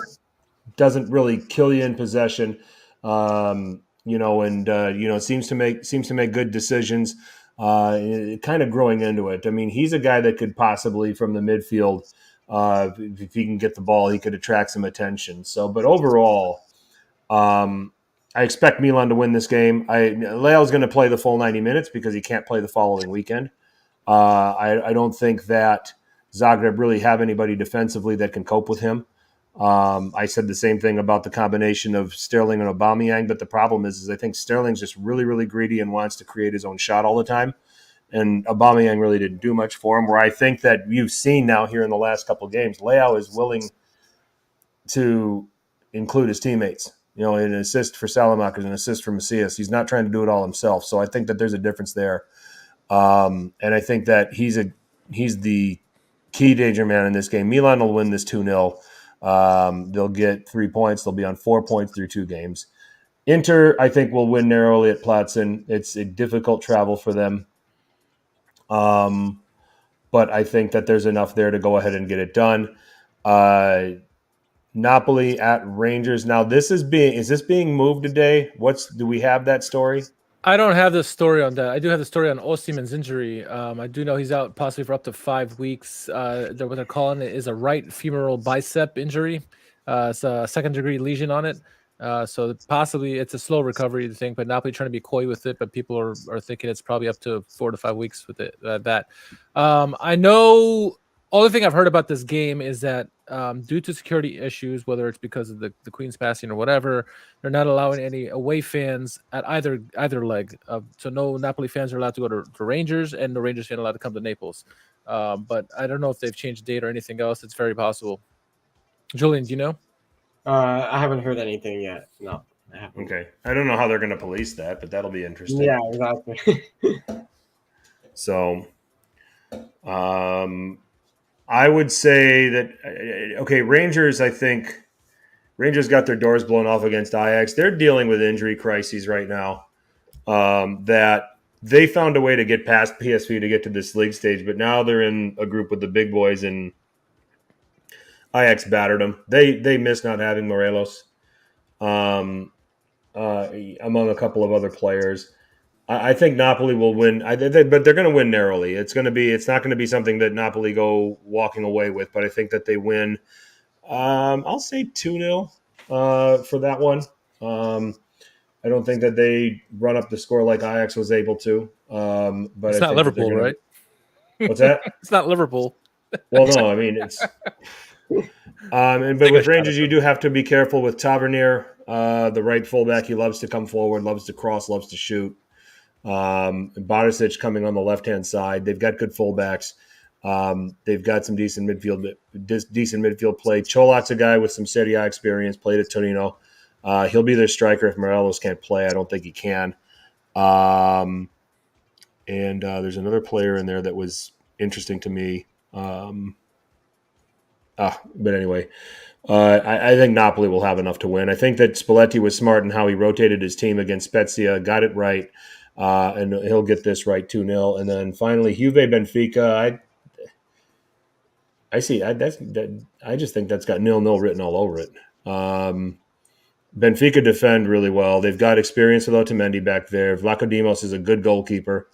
There's creativity up front with Rafa Silva. and with David Neres that is going to give Juve problems and is going to make Allegri very, very wary of what they threaten to do going forward. So I see him trying to neutralize this game. I see them trying to grind this out, and I see 0-0 here. I think that these teams, and Benfica won't be bothered at all going to Italy, getting a point. And I think that I also attribute this to Juve's recent history against Portuguese teams has just not been good. So I will. I'll go 0-0 there. So I think we come away pretty positively this week in Serie A. Milan, Inter, Napoli all coming away with wins, and I think that Juve will come away with a draw. What do you think, Julian?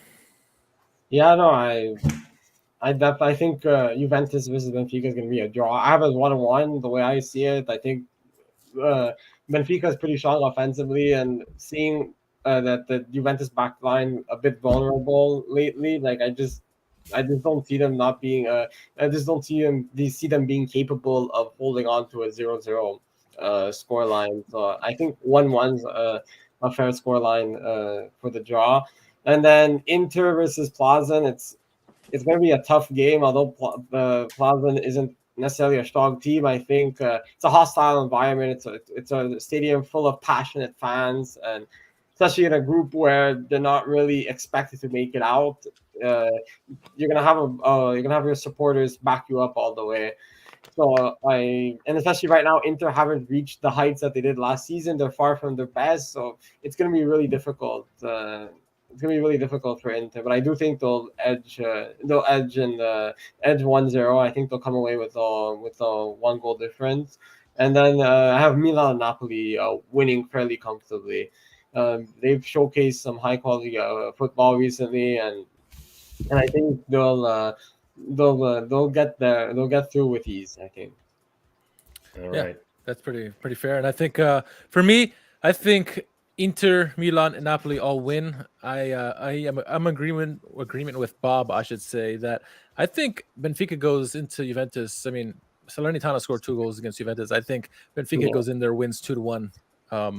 I think that midfield is too much for Allegri and Juventus, and it'll be even more screaming going towards Allegri's camp with AllegriOut comments. But yeah.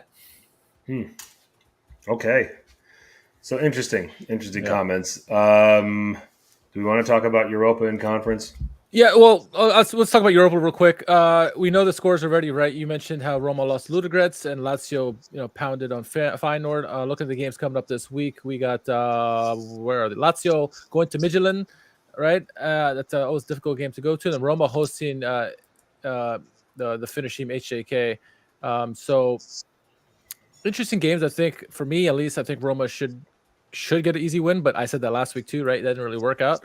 I do think they will bounce back though with a win there, narrow win, and I think Lazio can get a win on the road there. I'm liking the way they've been playing lately, and so hopefully for Italians' sake, both Roman clubs prevail this on the midweek. What do you guys think? Yes, they'll both win. I mean, Roma will win against Helsinki. I think Helsinki's just a little out of their depth. They put in a pretty brave performance against the Betis team that was actually pretty undermanned. Willian Jose ended up scoring a couple of goals in that game, but otherwise they didn't put their strongest team out there. Let's just face it. So I think that's fine. Midtjylland just can't defend. And that's not a good recipe when you've got Immobile, and heck, even Matthias Vecino, who went off and scored 2 goals against Feyenoord, running at you. The Inter reject, making Lazio look good. Midtjylland were beaten by Sturm Graz on Thursday. There's not much here. There's some decent players. Evander's a creative player for them. Pione Sisto is a guy that I would suggest could give Husai some problems if Husai's starting on the right. Experienced a Danish international player, but they're a poor team defensively, and I think that Lazio get multiple goals here. Yeah, both Roman sides win. I'm not worried. And then for the Fiorentina, I'm just pulling that up right now. Yeah, Fiorentina play Besiktas here, so that's going to be an interesting game in Istanbul. So that's going to be a difficult game. Of the 3 games for between Roma, Lazio, and Fiorentina, they got the most difficult encounter for them. Julian, what do you think about that game against Başakşehir? Yeah, no, it's definitely going to be tough, especially heading to Istanbul. It's a hostile environment, not somewhere where you'd want to go away. It's going to be tough because Fiorentina were far from the best today against Bologna. I think it's going to be a draw. I think it's going to be a 1-1 draw. Yeah. I'll go with Başakşehir winning. I think that Fiorentina might take less and less interest in being in this competition as we go. I think they're probably looking at the landscape right now, sitting in 11th. That you could see them pushing the panic button of, do we really need this? And maybe not prioritizing this competition as much, but we'll see. Yeah, Ollie Oxenfree's agreeing with me here too. So, yeah. So we'll see how that goes. But that's just kind of the gut feeling going to Turin. That's a tough place to go and get a result. Başakşehir is known to leak some goals too. But it'll be an entertaining game. I think there'll be goals, but I'll give Başakşehir the win. I'm going to go 3-2. I think it'll be an adventurous game. I think the Fiorentina's starting to get a little bit spent. They're going to have some things open up, and I think they're going to try to open up and go at going at the Turks. 3-2 is where I'm going to go, and I'm going to give it to Başakşehir. I think they win. I think Başakşehir win 2-1. I think just because that home crowd is daunting, another difficult place to play, and so we saw this past weekend, I guess in their league game, that they had fans jumping into the crowd, kicking after guys. So anything can happen there. You probably get bottles thrown at you in the corners and stuff as well. So, but yeah, I think it's going to be a lot for, even if Fiorentina want this game, it's going to be hard to get the victory there. So I think Istanbul get the victory here. Mm-hmm. All right. So those are our thoughts on Europe. We've recapped match week 6. We've discussed Europe. Real quickly, Richard, the goals of the week. I'm just going to go with the Sensi free kick for goal of the week. Okay. And not say a whole lot. You can put the team goal for Milan in there that was finished by Messias. You could put the Maignan double save in there. Samardzic, his goal, I think, was impressive. And then I will go with the Handanovic save. Who was it against? It was under the wall. Torino. Against Torino. So those are plays of the week, because I don't think there was a lot of quality in the goals. And then Berardi's goal of the season right now against Lecce doesn't look threatened by anything that happened this week. But what do you guys think? Julian, do you have a goal of the week or a goals of the week or plays of the week? Play of the week, definitely Milan's goal. I think that was pretty impressive, the way they built out of the back and scored that goal. It was very cohesive. Goal of the week, Samardzic. I think that was a spectacular long-range shot yet again. After doing it against Roma and that 4-0 victory, he replicated that very well. And save of the week, I'm going to have to go with Handanovic's save against Torino. That was quite impressive and a very good way to make a statement following Onana starting against Bayern Munich and him potentially losing his spot within the starting 11.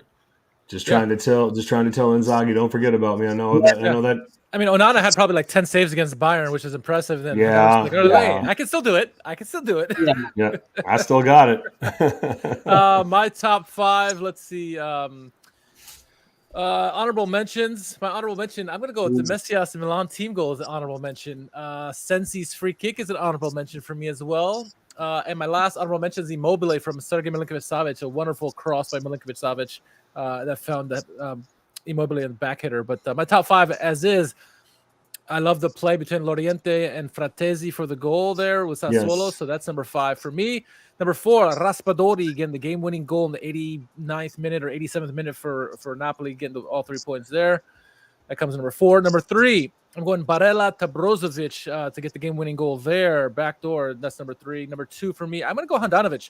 His saves against Vlasic, Rodriguez, that was the free kick goal you were talking about, Frank, under the wall that he saved with his foot. Also the foot save against Vlasic as well. And my number one play of the week is Magnon's double save at the end of the game. That could have been a game winner or game tying goal for Sampdoria. 3 shots in succession. He saved 2 of them. One of them hit the post. That's my play of the week. We still have Domenico Berardi at the top of our leaderboard for goal of the season. The volley against Lecce. So that has not been touched just yet. So.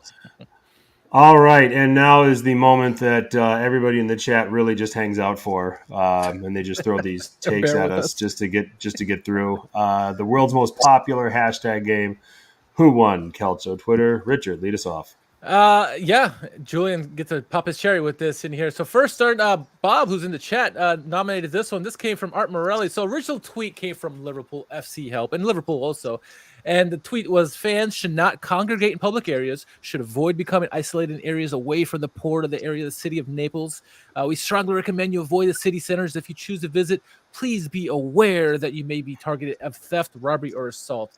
So Art chimed in after the game. Hey, Joe Gomez got his pocket picked twice in 30 minutes already. I guess you guys are right. And our friend at Napoli Sansone just follows up with that and says Liverpool fans didn't realize that the most dangerous thing in Naples is the team. Yeah. Oh, all right. This one comes in from Ricardo9933. It says Jurgen Klopp was in Naples. Homeless guy. Oh my goodness. Oh my goodness. Okay. Let's see. Don Totti at fan of no_1. Inter bullied by the Hernandez brothers 3 days apart. Teo in the derby, and then Lucas. Lucas in the Champions League. Yeah. All right. What? Bob, Mr. Bob nominated something else. What is this? Napoleonismo. Here we go. God. Prince Charles when Ramsey scores tonight. Oh my God. That's just Giuseppe. That's just Juve there celebrating at the game. Is that Giuseppe? Yeah. It is? Okay. Yeah. Prince Charles when Ramsey scores tonight. Oh goodness. Okay. Let's see. Napoli Sansone. Yep, Napoli Sansone saying the Scudetto favorites have lost in the Europa League to a Bulgarian side. Talking about, of course, Roma. Living to lose regrets. Yeah. All right. Next is coming from Johannes_Abin.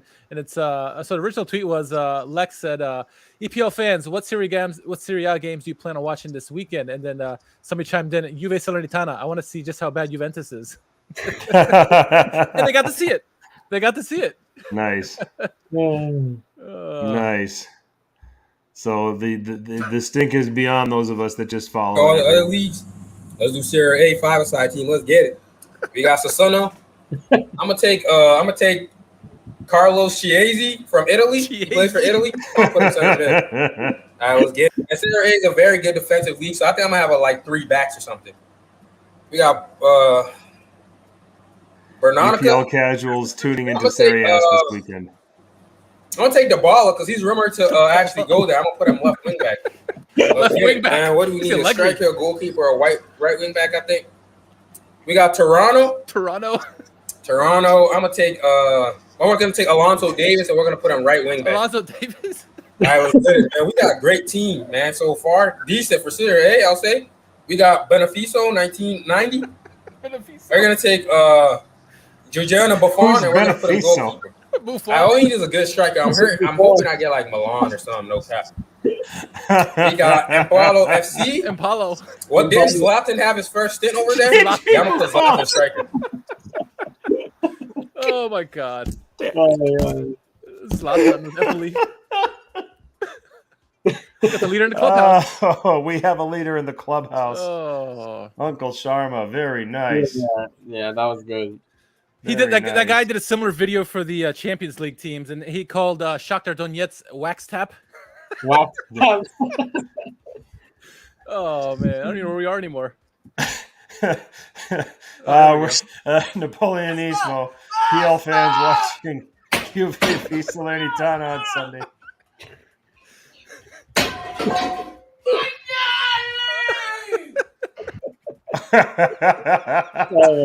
Oh, that's good.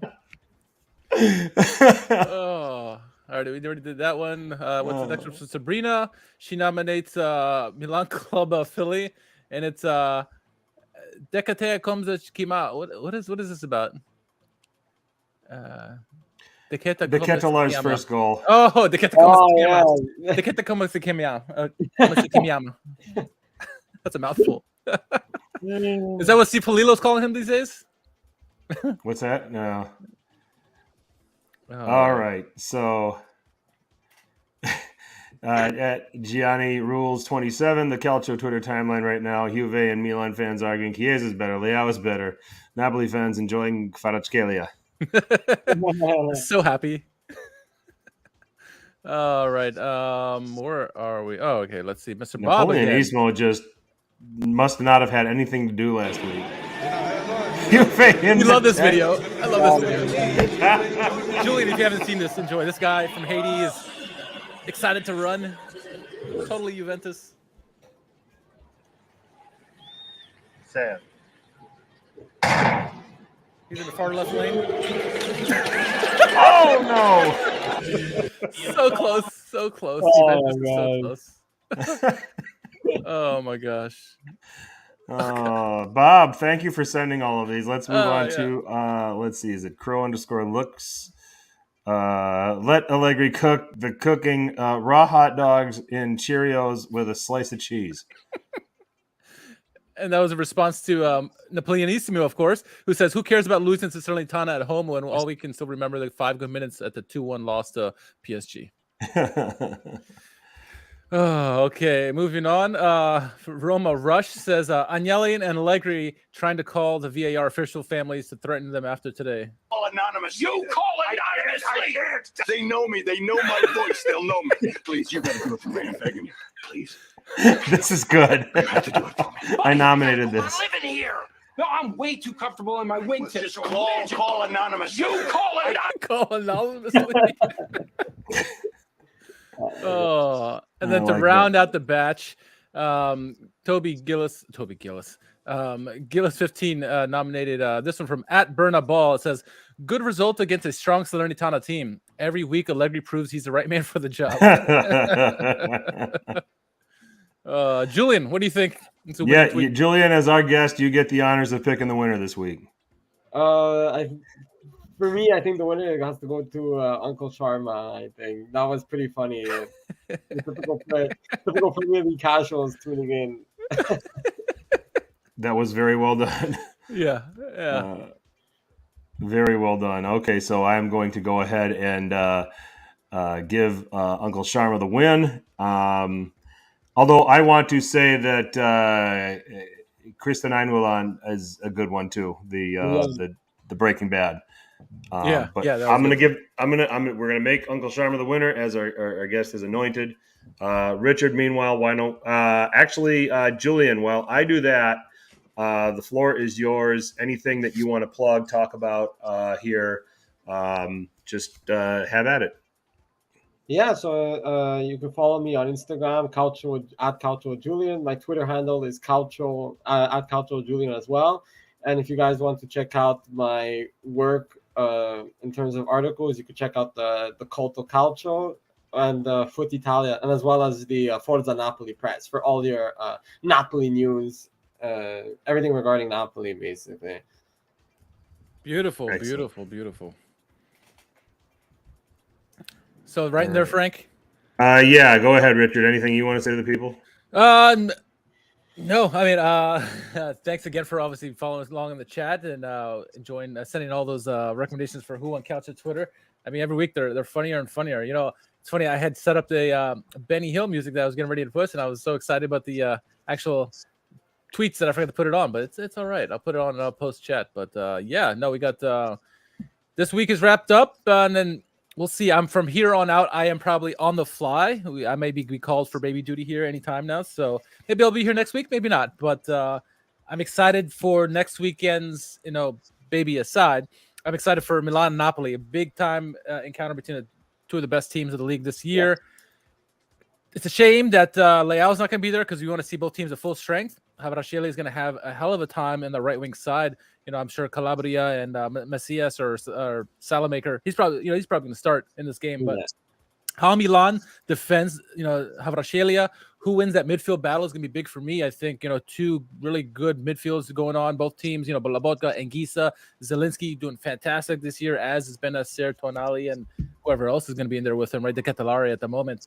So it'll be a big encounter there. I think it's going to be must-see TV, right? Do you take your chances of starting Kalulu on the right to deal with Kvaratskhelia and go with maybe a Kiar Tomori center back? If Kiar's healthy enough for me, I don't know about how Julian thinks, but I think you need to have Salamakers in the game from the start because he is a workhorse defensively. Yeah, he's going to have to play from the start. He has to. So I don't know. What do you think, Julian, for that game? What do you think is going to be the I think definitely Alexis Salamakers has, although he's maybe not as clinical as Julian Messias, I think he tracks back more and he's a lot faster. Yes. Compared to Julian Messias in that aspect, and especially in this fixture where the flanks are a particular area on the pitch where Napoli tend to dominate. So it's definitely going to be an interesting fixture for sure. And draw all over for me. Yeah, I've got a draw too. I can't pick a winner. I can't pick out a winner in this game. I'm going to go 1-1. 2-2. I think it's going to be a high-scoring fixture. Okay. Yeah, I'm with Julian too. 2-2. Okay. All right. Well, let's see what happens with that. We want to thank everybody. We want to thank everybody in the chat. If you're watching us here on YouTube for the first time, please hit that subscribe button. Even better, drop a like.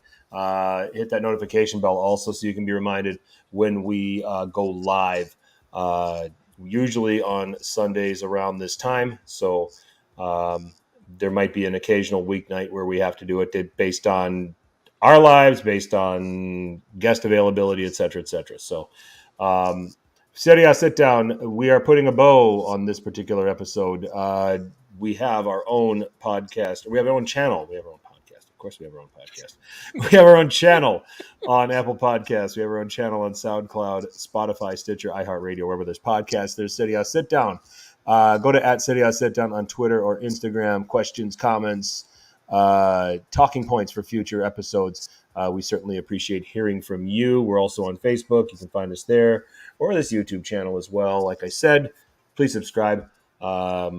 This way you are connected with us on all videos that we put out. Chat, lively as always. Thank you, guys. Julian, thank you very much for your time. Very much appreciated. Something tells me this was not your only time on this podcast. We will have you again very soon. No, my pleasure. Thank you guys for having me. It was very nice meeting you all, and it was a pleasure talking Calcio with you guys. And for sure, if you guys want to feel like you want to have me on, let me know, and we'll definitely work on it. Absolutely. Excellent. So @Calcio Julian, that's where you can follow him. Julian Faustini, thank you very much for joining us. And for Richard, I'm Frank. Next week, Richard may be here. He may not. I will be. So you're stuck with me for sure. We'll probably find another guest to maybe sit in Richard's seat. Should he be on Baby Watch? He is on Baby Watch, actually, with number 2. Good luck, Richard, to you and your family, and to your wife Liz, and all blessings for a safe delivery. Thank you. So for Richard, for Julian, I'm Frank. As always, tell your paisans about us. Ciao.